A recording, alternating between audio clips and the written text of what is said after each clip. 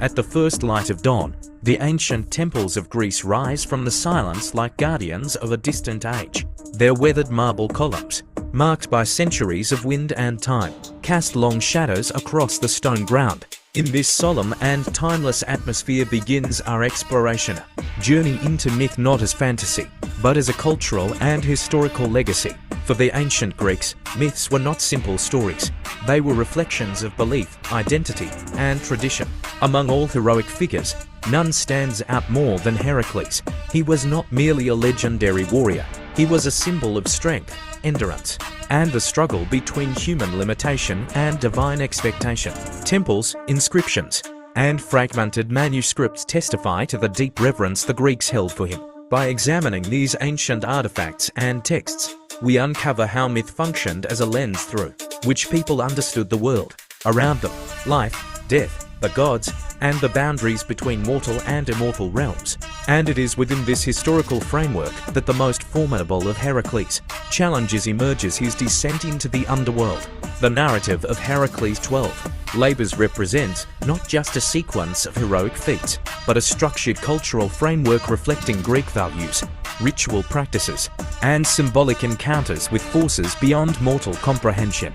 These labors, assigned as penance for the tragic consequences of his actions under divine decree, were more than acts of strength. They were trials testing endurance, wisdom, and the ability to confront chaos itself. Among these challenges, the final labor descending into the underworld to capture Cerberus stands as the ultimate confrontation with mortality, unlike previous tasks, which could be accomplished in the realm of the living. This journey required Heracles to traverse the boundary separating life from death, moving through spaces described in epic and religious texts as perilous, shadowed, and ruled by unseen laws.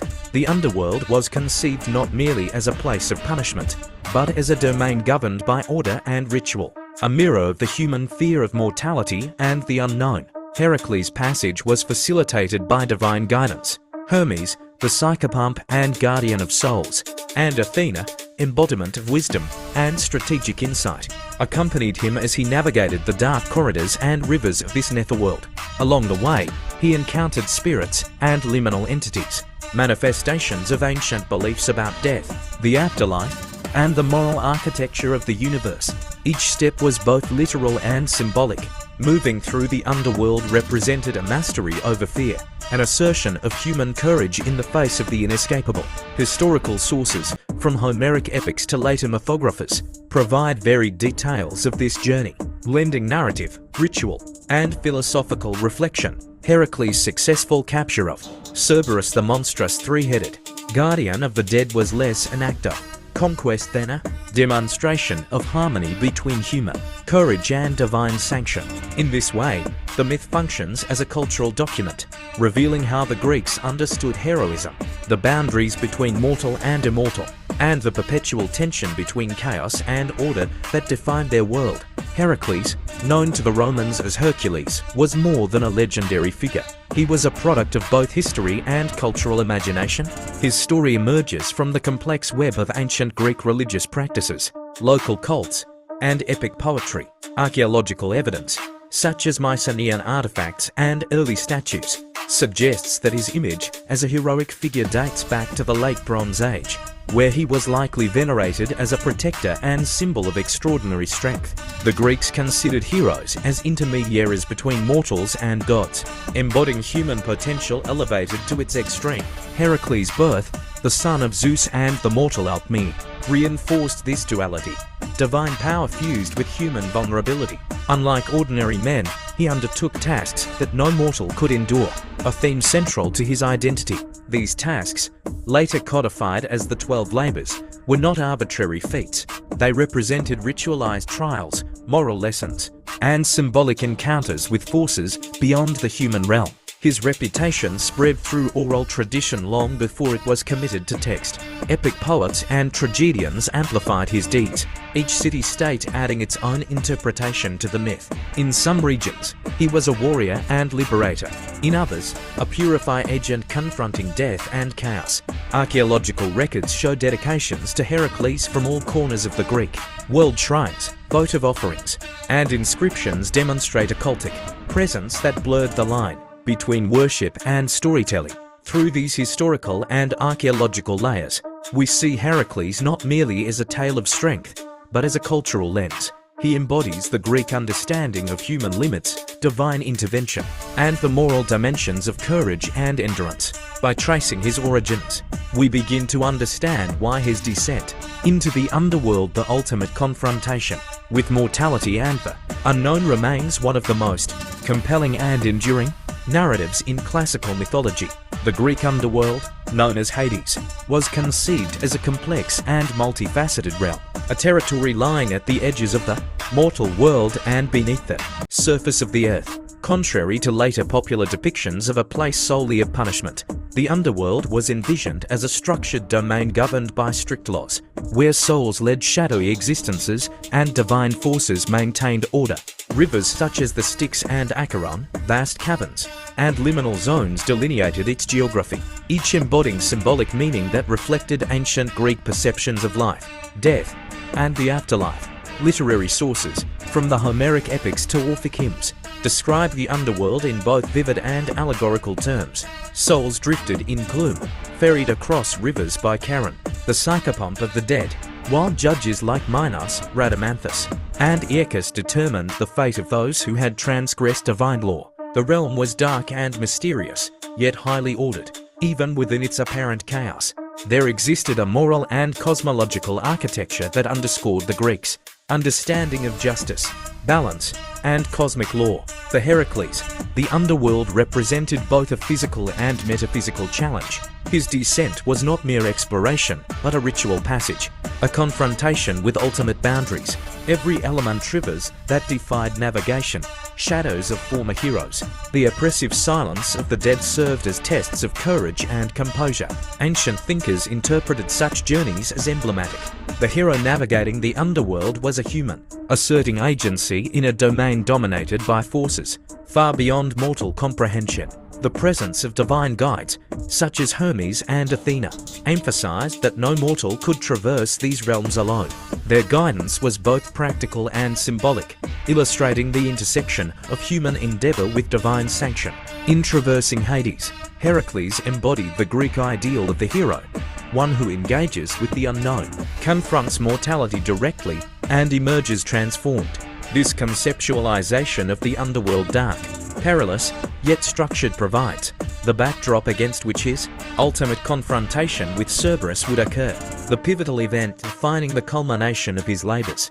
At the deepest point of the underworld, Heracles finally confronted Cerberus, the fearsome guardian of the dead. Unlike any ordinary creature, Cerberus was a single, colossal beast, one massive, muscular body towering over the hero, with three fused heads emerging from the same thick neck and shoulders. Each head bore glowing eyes, fangs sharp as obsidian, and skin cracked with fiery fissures, exhaling smoke and embers that filled the cavern with a burning haze. Its enormous paws crushed the scorched stones beneath, and its serpentine tail lashed against jagged rock, emphasizing the creature's immense power. This was not merely a physical challenge, but a symbolic confrontation with death itself. Cerberus embodied the boundary between the mortal and immortal realms. His roar echoed through vast cavernous halls, a sound that resonated with terror and authority, and his gaze alone tested the resolve of any who dared approach.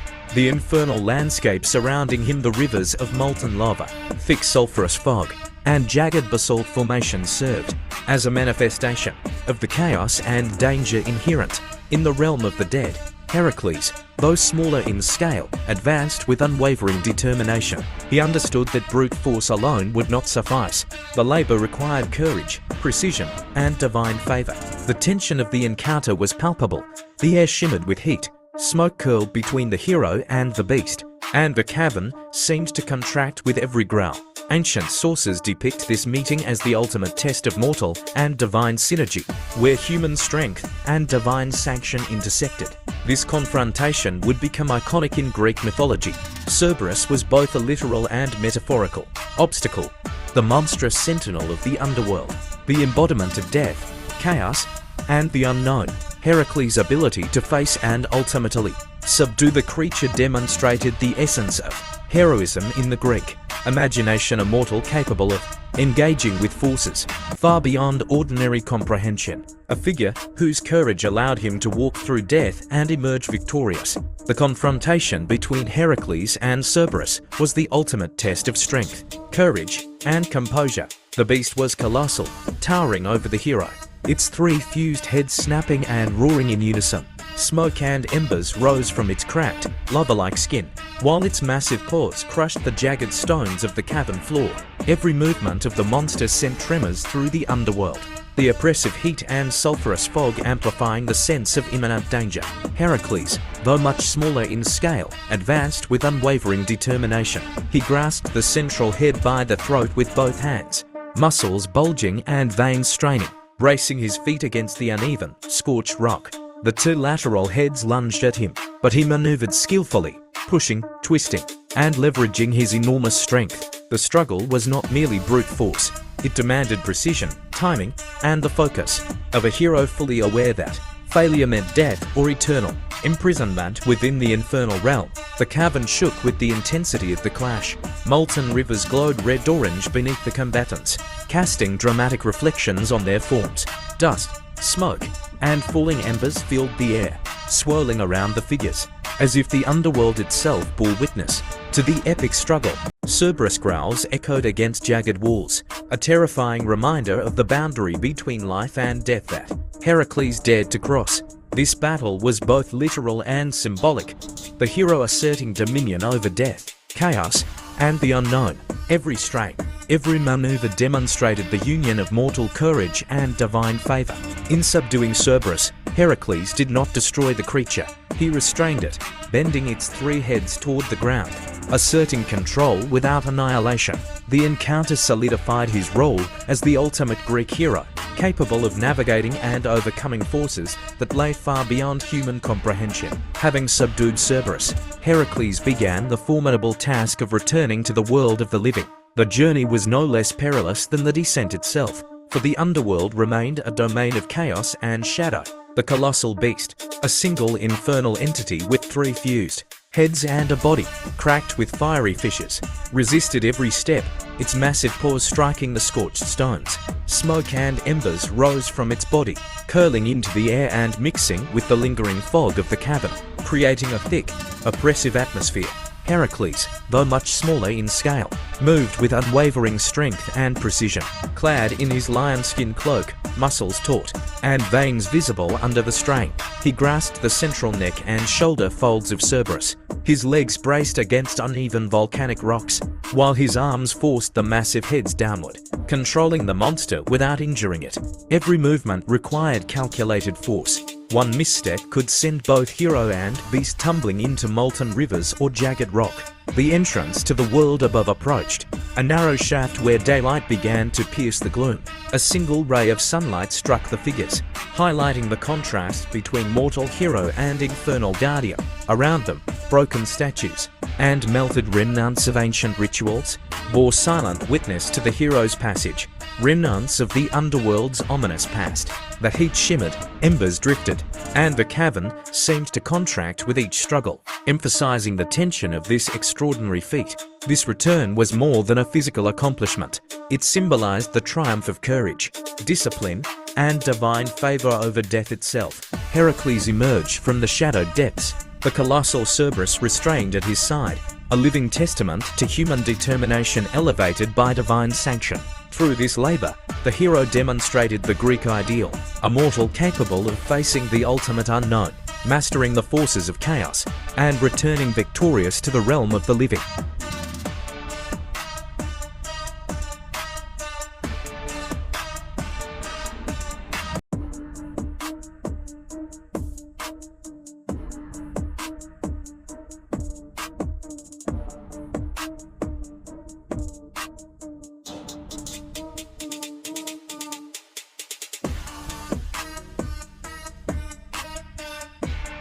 Having subdued Cerberus, Heracles began the perilous ascent from the shadowed depths of the underworld to the world of the living. Behind him lay molten rivers, jagged black rocks, and thick sulphurous smoke. the chaotic and shadowed realm of Hades ahead. Sunlight pierced the cave entrance, casting long beams over the cavern floor, the stark contrast between infernal darkness and the natural light above marked both a physical and symbolic journey, from death to life, from peril to triumph. Cerberus, the colossal three-headed guardian of the dead, remained fearsome. Each head snapped and growled, eyes glowing with fiery intensity. Yet Heracles' strength kept the monster under control. Grasping the central neck and shoulders, muscles taut, he guided the infernal beast carefully. His legs braced against uneven, scorched stone. Every step demanded precision, for a misstep could send both hero and monster into molten fissures. Heat shimmered, smoke swirled, and embers floated in the shifting light, creating an almost sacred aura that emphasized the hero's mastery. The cavern walls bore witness to this extraordinary feat. Broken statues, melted altars, and scorched stones hinted at the Underworld's perilous history and the countless forces Heracles had surpassed. Shadows of ancient spirits lingered along the edges, fading as he passed, symbolizing triumph over fear and chaos. The transition from glowing lava and blackened stone to glimpses of sunlit plains beyond the cave emphasized the narrative of emergence and victory.